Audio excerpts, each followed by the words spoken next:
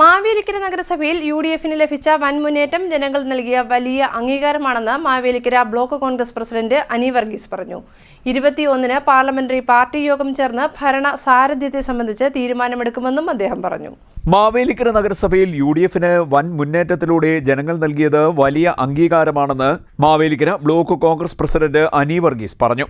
മാവേലിക്കരയുടെ 2 പതിറ്റാണ്ടിന്റെ ചരിത്രത്തിൽ ആദ്യമായിട്ടാണ് കേവല ഭൂരിപക്ഷത്തോടെ നഗരസഭയിൽ അധികാരത്തിൽ വരുവാൻ ഇന്ത്യൻ നാഷണൽ കോൺഗ്രസിന് ജനങ്ങൾ വലിയ അംഗീകാരം നൽകിയിരിക്കുന്നത്.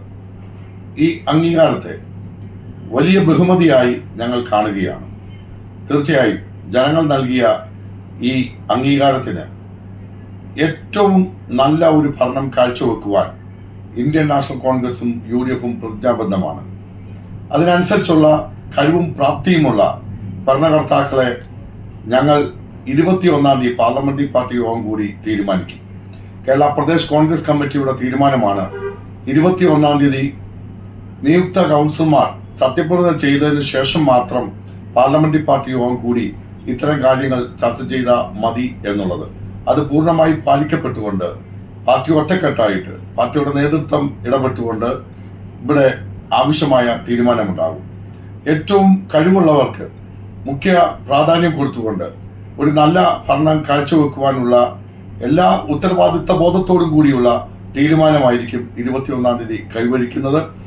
സമയബന്ധിതമായി എല്ലാ ചർച്ചകളും പൂർത്തീകരിച്ച് മാവേലിക്കരയിലെ ജനങ്ങളുടെ ക്ഷേമത്തിനും സമ്പൂർണ്ണ വികസനത്തിനും ഉതകുന്ന തരത്തിലുള്ള ഒരു ഭരണസമിതി അധികാരത്തിൽ വരുവാൻ വേണ്ടി പാർട്ടി അതിൻ്റെ എല്ലാ ഉത്തരവാദിത്വം ഏറ്റെടുത്തുകൊണ്ട് വേണ്ട തരത്തിലുള്ള ചർച്ചകൾ നടത്തും. അതല്ലാതെ ഏതെങ്കിലുമൊക്കെ പേരുകൾ മാധ്യമങ്ങളിലും അല്ലാതെ നടക്കുന്ന ചർച്ചകളിലും ഒക്കെ പാർട്ടിക്ക് യാതൊരു ഉത്തരവാദിത്വമില്ല എന്നുകൂടി ഇപ്പോൾ ബോധ്യപ്പെടുത്തുകയാണ്.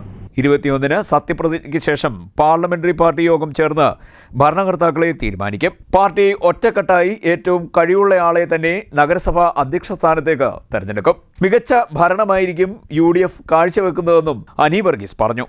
CDNet news, Kayamkulam.